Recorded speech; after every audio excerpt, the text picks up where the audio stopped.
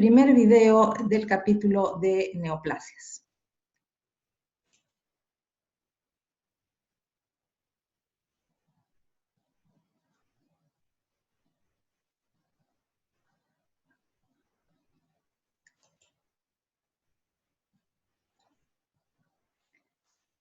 Vamos a empezar con definiciones. Neoplasia significa nuevo crecimiento o nueva formación. Es decir, neo es nuevo y plasia es formación. Se trata de células que tienen una proliferación descontrolada. Para el caso de definición de neoplasia se tiene que tener en cuenta que la proliferación es autónoma y descontrolada. En cuanto al término tumor, tiene dos significados. Se puede referir a la hinchazón del edema inflamatorio, que ya lo hemos visto antes, o a neoplasia, a cualquiera de los dos. El término oncología. Logos significa estudio de y oncos significa tumor. Viene de la raíz griega que es oncos. El término cáncer. El término cáncer se utiliza como sinónimo de tumor maligno y significa cangrejo en latín, debido a que el tumor maligno tiene un crecimiento de tipo infiltrativo, emitiendo lengüetas para penetrar en el tejido que le rodea, y estas lengüetas semejan las patas de un cangrejo. Una definición muy acertada es la definición de Willis, de neoplasia: masa normal de tejido cuyo crecimiento excede y no está coordinado con el de los tejidos normales, y persiste de la misma manera en exceso tras cesar el estímulo que lo suscitó. En esta definición nosotros tenemos en cuenta la autonomía de la proliferación. O sea, no hay coordinación de la proliferación exagerada de las células neoplásicas en relación a las necesidades del organismo. Definición de mayor aceptación en la actualidad. Se trata de una alteración del crecimiento celular, una proliferación desordenada, que es una consecuencia de una serie de mutaciones adquiridas que afectan a una sola célula. Mutaciones adquiridas significan cambios en el DNA, y esos cambios en el DNA implican una ventaja proliferativa para la célula neoplásica y de supervivencia excesiva y autónoma. La proliferación es autónoma y no está coordinada con la proliferación del resto de tejidos del cuerpo. Nombre de las neoplasias. Depende de la célula o tejido que le dio origen. Tumores mesenquimales, es decir, tumores del tejido conjuntivo. Tenemos un prefijo que implica el tejido de origen del tumor y un sufijo. Si es benigno, el sufijo es oma, y si es maligno, el sufijo es sarcoma. Condroma. En este caso tenemos el prefijo, que es condros, que significa cartílago, y oma significa tumor benigno del tejido conjuntivo. Es un sufijo que ya lo hemos mencionado. Entonces, condroma, tumor benigno del tejido cartilaginoso. Condrosarcoma, prefijo es condros, que significa cartílago, y sarcoma es un sufijo que significa tumor maligno del tejido conjuntivo. En este caso, tumor maligno del tejido cartilaginoso. Osteoma, tumor benigno del tejido óseo. El prefijo es osteo. Tenemos también osteosarcoma, tumor maligno del tejido óseo. En este caso también se puede utilizar el término sarcoma osteogénico. En el caso de tumores epiteliales, si derivan del epitelio escamoso y son benignos, el nombre es epitelioma, pero hay excepciones. Si son ramificados, se les puede denominar papilomas. En el caso de tumores epiteliales que derivan de epitelios glandulares y son benignos, adenomas, ese es el término. Si tienen una estructura glandular, aunque no deriven de glándulas, también se denominan así. Ejemplo, tumores del epitelio tubular renal. En este caso, el tumor está constituido por muchos túbulos que dan lugar a un tumor benigno. Y también se utiliza el término adenoma. En el caso de derivar de epitelios glandulares, ser benignos y además ser quísticos, se les denomina cistadenomas. En el caso de tumores malignos que derivan de epitelios, se utiliza el término carcinoma. Si derivan de epitelios poliestratificados planos con o sin queratinización. Tenemos los términos, carcinomas epidermoides o carcinomas escamosos, queratinizantes o no queratinizantes. En el caso de ser tumores epiteliales, malignos, y que derivan de epitelios glandulares, se utiliza el término adenocarcinomas. Si además son quísticos, cistadenocarcinomas. El término pólipo se refiere a cualquier lesión benigna o maligna que haga protrusión sobre la superficie de una mucosa.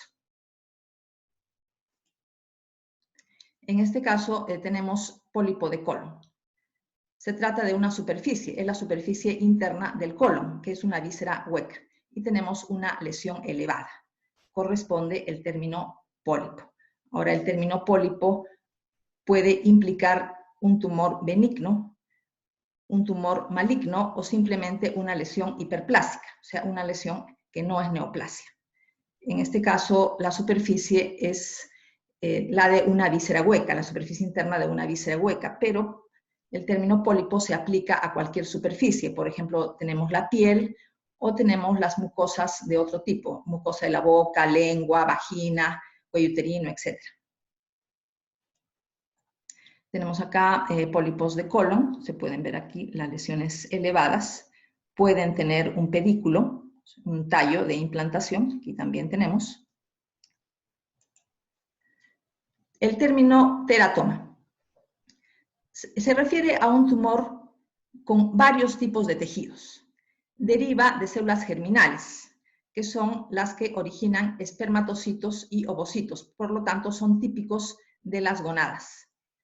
Contienen elementos de las 3 capas del embrión: endodermo, mesodermo y ectodermo. Ejemplos de tejidos derivados del ectodermo: piel y tejido nervioso. Estos tejidos pueden estar en el teratoma. Derivados del endodermo, elementos de los aparatos digestivo y respiratorio, y derivados del mesodermo, cartílago, músculo y hueso. Entonces, un teratoma puede ser una mezcla de tejidos, o sea, tener varios tipos de tejidos, por ser originado de células multipotentes. Teratoma del ovario. Se observa pelos, tenemos los pelos, material sebáceo y un diente. Todos son derivados del ectodermo. En este caso, el teratoma tiene solamente los derivados de una sola capa germinativa. Acá microscópicamente. Es un tumor del ovario.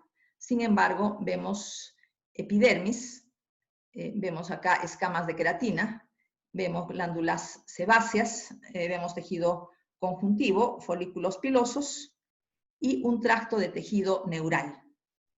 Todos estos son derivados del ectodermo, como ya sabemos. El término amartoma es una mezcla desorganizada de tejidos normales del órgano donde se ubica. Ejemplo, amartoma de pulmón. Está constituido por masas de cartílago, tejido conjuntivo y músculo liso, que son tejidos normales del pulmón, pero no se encuentran formando estructuras normales. Por ejemplo, cartílago. En el pulmón normal se encuentra formando parte de la pared de los bronquios. En cambio, en un amartoma, el cartílago se encuentra como masas desorganizadas. Coristoma. Implica un tejido normal ubicado en un lugar que no le corresponde, o sea, una localización ectópica. Ejemplo, nódulo constituido por tejido pancreático normal en la mucosa del estómago. Este nódulo vendría a ser un coristoma, es un tejido benigno, pero está en una ubicación que no le corresponde, formando un nódulo, o sea, da la impresión que fuera un tumor. Tumores mixtos, prolifera más de un tipo de tejido. Ejemplo, adenoma pleomórfico de glándula salival y fibroadenoma de mama. Entonces, tenemos aquí proliferación de 2 tipos de tejidos. O sea, el tumor está constituido por 2 tipos de tejidos que proliferan. tanto el tejido epitelial como el tejido conjuntivo. En otros casos, prolifera, por ejemplo, solo el tejido epitelial y el tejido conjuntivo es un acompañante. El tejido conjuntivo no prolifera, pero en el caso de un tumor mixto sí lo hace. Fotografía de un tumor mixto de glándula parótida. Tenemos los elementos epiteliales que vienen a ser los túbulos. Tenemos acá los túbulos, elementos epiteliales, y tenemos también células epiteliales en cordones. Y el elemento estromal que también prolifera, tejido conjuntivo que tiene zonas con diferenciación condroide, zonas con diferenciación hacia cartílago. Tumores derivados de vasos sanguíneos. Tenemos el término hemangioma. Aima significa sangre, angio significa vaso, y oma es un sufijo que significa tumor benigno derivado de tejido conjuntivo. Entonces vendría a ser un tumor benigno de vasos sanguíneos. Linfangioma, tumor benigno de vasos linfáticos. Angiosarcoma, sufijo es sarcoma, tumor maligno de vasos sanguíneos. Linfangiosarcoma, tumor maligno de vasos linfáticos. El término hemangioendotelioma se refiere a un tumor derivado de vasos sanguíneos, pero de malignidad intermedia. Es decir, que tiene fundamentalmente una capacidad de invasión local, pero una capacidad metastatizante nula o casi nula. Tumores derivados de células de la sangre, linfomas y leucemias, en este caso siempre son malignos. Tumores derivados del tejido muscular. Leiomioma. Leio significa liso, mios significa músculo y oma es un sufijo que significa tumor benigno de tejido conjuntivo. Entonces sería tumor benigno de músculo liso, tumor maligno de músculo liso, leiomiosarcoma, tumor benigno de músculo estriado, en base al prefijo rhabdo, que significa estriado. Tenemos también el prefijo mios y el sufijo oma. Rhabdomiosarcoma, tumor maligno de músculo estriado. Tumores benignos derivados de melanocitos se denominan nevus y tumores malignos derivados de melanocitos se denominan melanomas. Los tumores que contienen tejidos embrionarios presentan el sufijo blastoma, por ejemplo, nefroblastoma. Tiene tejidos embrionarios derivados del riñón. Neuroblastoma, retinoblastoma, ¿no? Entonces, repito, se trata de tumores que contienen tejidos embrionarios. Estos tumores que contienen tejidos embrionarios son frecuentes en los niños. Epónimos. Uso del apellido de una persona para nombrar un tumor. Ejemplos, linfoma de Hodgkin. Hodgkin es el apellido probablemente de la persona que describió el tumor por primera vez. Tenemos tumor de Wilms. Wilms es también un apellido.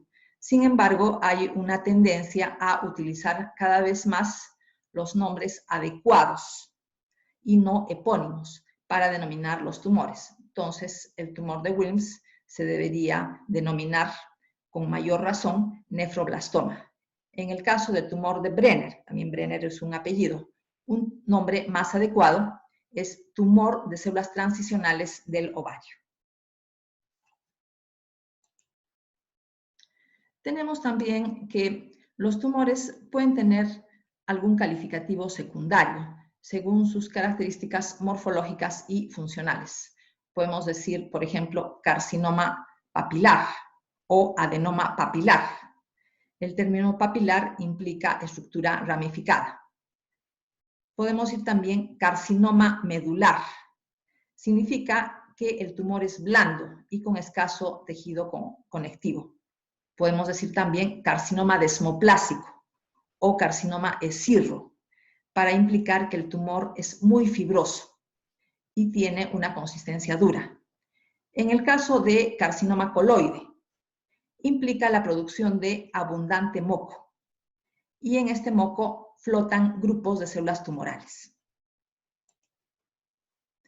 Distinción entre tumores benignos y malignos. Tenemos 4 criterios para diferenciar un tumor benigno de un tumor maligno. El más importante es la capacidad de producir metástasis a distancia que tienen los tumores malignos.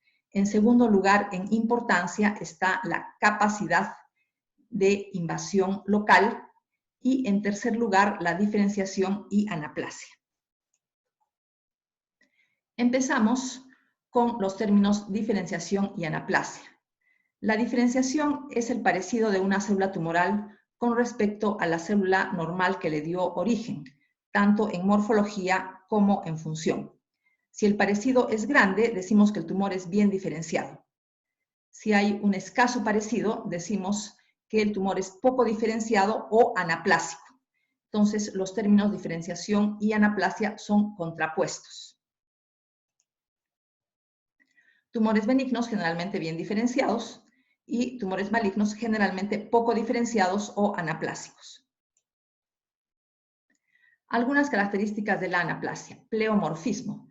Pleo significa varios y morfos significa forma. Implica que las células tumorales presentan grandes variaciones en cuanto al tamaño y forma de las células que componen el tumor. Morfología nuclear anormal. Implica la presencia de núcleos grandes, hipercromáticos, cromatina en grumos gruesos y nucleolo prominente. Mitosis atípicas, ejemplo, usos mitóticos tripolares. Pérdida de la polaridad, es una característica de la pobre diferenciación o lo que es lo mismo de la anaplasia. ¿Qué significa polaridad? Es el orden que se observa en un tejido. Por ejemplo, en epitelios de varias capas. Cada capa tiene características definidas. En cambio, en una neoplasia, las células de las capas inferiores son similares a las capas superiores y no se puede distinguir niveles. Parte de la polaridad implica también que dentro de la misma capa las células son similares entre sí. Si en una misma capa las células son diferentes entre sí, hablaríamos de pleomorfismo. Formación de células gigantes. Son células multinucleadas de aspecto grotesco, pero no confundir con células multinucleadas de origen inflamatorio. Estábamos hablando, por ejemplo, en la tuberculosis y en la formación de granulomas en general, células gigantes multinucleadas tipo Langhans o células gigantes multinucleadas tipo cuerpo extraño, en las cuales los histocitos se han fusionado. Por eso aparecen células grandes con varios núcleos, pero son células inflamatorias, no de tipo neoplásico. Leiomioma uterino, tumor benigno y bien diferenciado, casi indistinguible del músculo liso normal, pero forma un nódulo, forma un tumor, pero un tumor bien diferenciado, o sea, probablemente benigno. Adenoma folicular de tiroides. En este caso, los folículos tiroideos son similares a los normales y contienen coloide. Quiere decir que este adenoma es un tumor bien diferenciado, o sea, muy parecido a lo que es el tejido tiroideo normal. Adenocarcinoma de colon. El parecido con la mucosa colónica normal es escaso, pero se forman glándulas, lo que indica un grado moderado de diferenciación. Entonces tenemos un tumor moderadamente diferenciado. Rhabdomiosarcoma. Se observa pleomorfismo, los núcleos tienen un aspecto grotesco, tienen diferentes formas y tamaños entre sí. Esto implica anaplasia y tenemos células multinucleadas, pero son células multinucleadas de tipo tumoral. Acá, por ejemplo, la célula tiene 2 núcleos y acá tiene mucho más. No se deben confundir con las células multinucleadas de origen inflamatorio, que derivan de histocitos, como ya sabemos. Mitosis anormal. Es una mitosis tripolar que tiene forma de T. Tenemos acá una mitosis anormal también que tiene forma de estrella. Es una metafase anormal.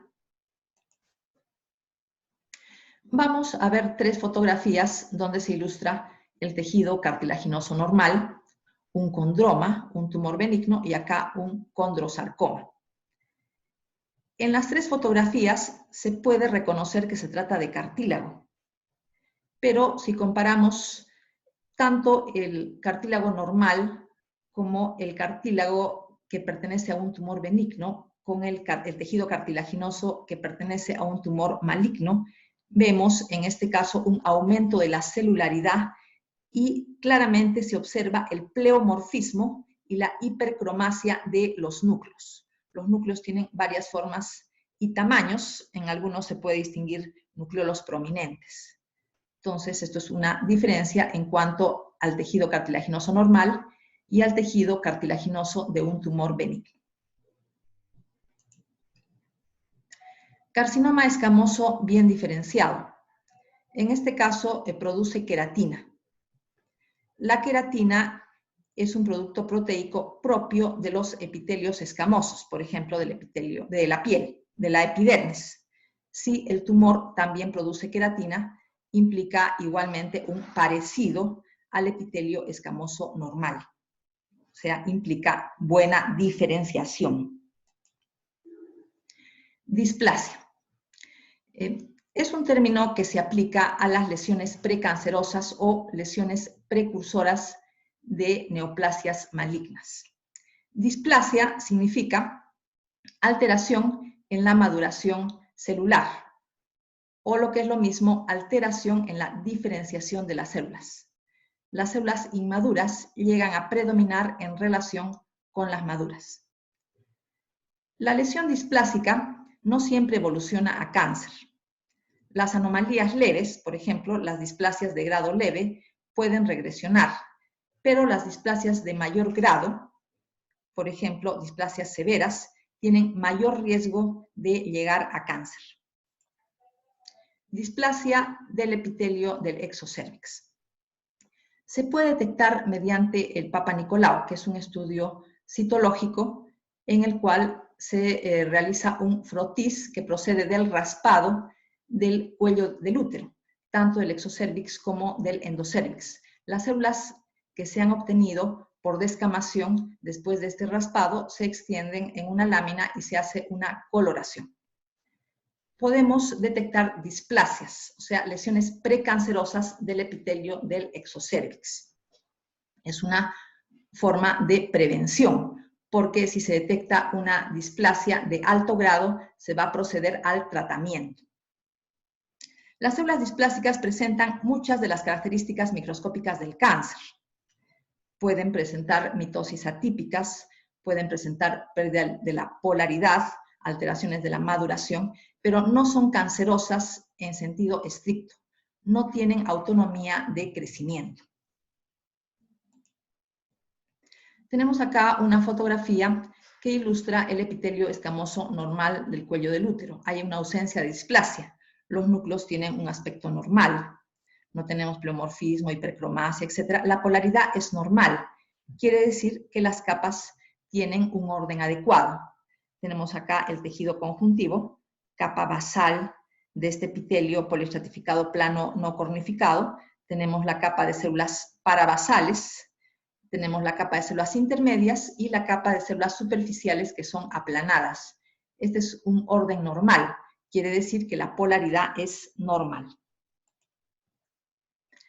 Esta es una fotografía que ilustra una displasia leve del cuello del útero, que también se llama neoplasia intraepitelial cervical grado 1 o NIC1, ¿no? NIC, neoplasia intraepitelial cervical grado 1, o displasia leve. Acá ya se observan algunas alteraciones en los núcleos. Ya se observa aumento de la relación núcleo-citoplasma, los núcleos son más grandes en relación al diámetro total de la célula. Lo normal es aproximadamente 1:4 o 1:6, pero acá se ve una relación mucho mayor. De todas maneras, la pérdida de la polaridad no es total. Se puede reconocer el orden todavía, células de la capa basal, parabasal, intermedia y la capa de células aplanadas. O sea, hay una pérdida de la polaridad, pero bastante leve. El pleomorfismo, el aumento de la relación núcleo-citoplasma y la hipercromasia sí se pueden determinar de una manera más o menos fácil. Displasia moderada, NIC2, neoplasia intraepitelial cervical grado 2. Las alteraciones nucleares son mayores, pero las capas superiores siguen presentando células planas, o sea, se conserva en algo la polaridad. Pero esta es una displasia de alto grado. Probablemente ya no regresione. Una displasia leve probablemente puede regresionar. Entonces, una displasia moderada necesita tratamiento de todas maneras. Displasia severa, pérdida completa de la polaridad, aspecto uniforme de todas las células de las capas basales, de las capas intermedias y de las capas superiores. Tenemos también la hipercromasia, el pleomorfismo, que es evidente, la presencia de mitosis en varios niveles del epitelio cuando lo normal es que las mitosis estén confinadas a la capa basal. Acá podemos ver mitosis en capas intermedias e incluso en las capas superiores. Carcinoma in situ de cuello uterino. Este término carcinoma in situ significa que la neoplasia está dentro del epitelio, no ha atravesado la membrana basal. El tejido conjuntivo que está debajo del epitelio se encuentra libre de neoplasia. Entonces, tenemos acá un pleomorfismo que es más o menos marcado y la falta de polaridad también es evidente.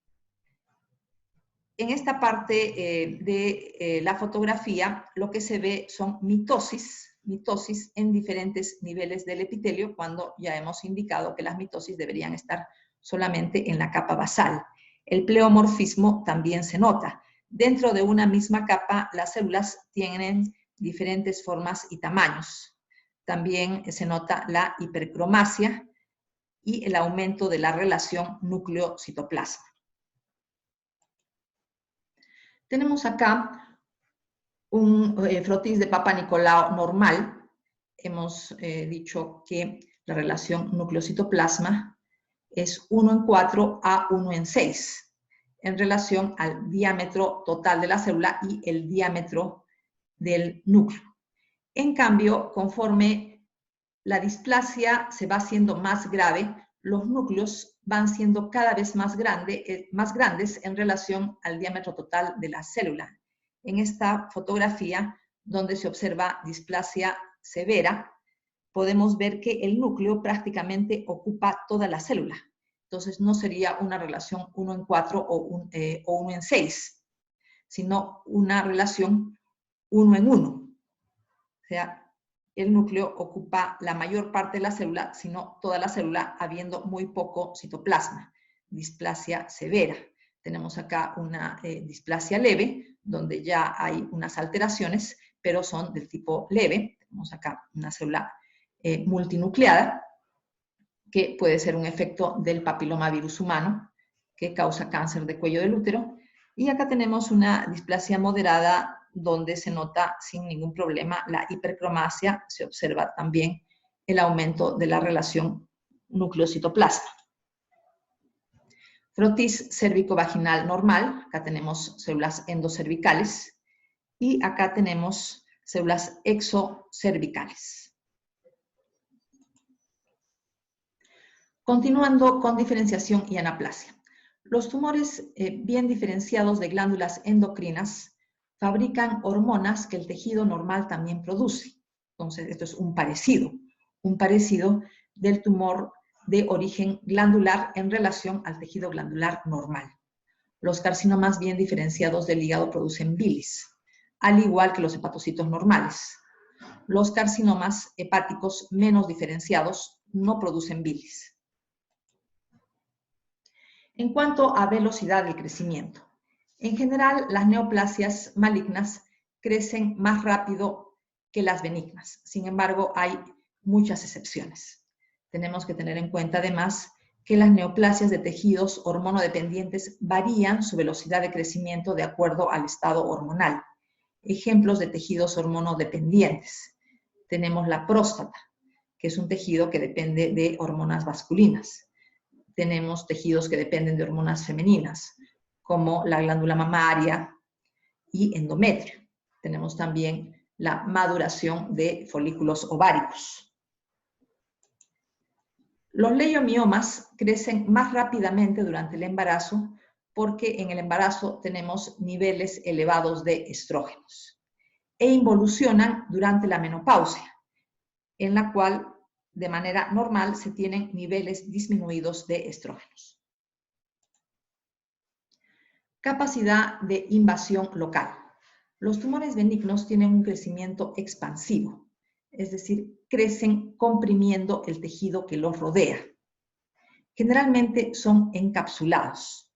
Una excepción son los hemangiomas, que son tumores benignos, pero que no presentan cápsula. ¿Por qué se forma la cápsula? Este crecimiento expansivo implica compresión del tejido que rodea al tumor. Esta compresión abarca los vasos, por lo que hay una hipoxia relativa en el tejido conjuntivo que rodea al tumor benigno, que crece mediante compresión. Tiene un crecimiento expansivo y esta hipoxia da lugar a fibrosis como un proceso reactivo y delimita al tumor. Esta fibrosis que constituye la cápsula delimita al tumor y facilita su extirpación. Los tumores malignos, por otro lado, tienen un crecimiento infiltrativo. Penetran en el tejido que les rodea por medio de lengüetas. Caso del carcinoma vasocelular de la piel. Tiene una capacidad infiltrativa, pero su capacidad metastásica es prácticamente nula, por lo que no reúne todas las condiciones para ser considerado un cáncer, y un nombre más adecuado es epitelioma vasocelular. Fibroadenoma de mama. Tenemos aquí el tumor, se ve redondeado y se nota una cápsula que lo diferencia de esta zona blanquecina que es el resto del tejido mamario. Microscópicamente se puede ver el tumor bien delimitado por una zona de tejido fibroso. Y acá tenemos el tejido tumoral. Tumor maligno de mama.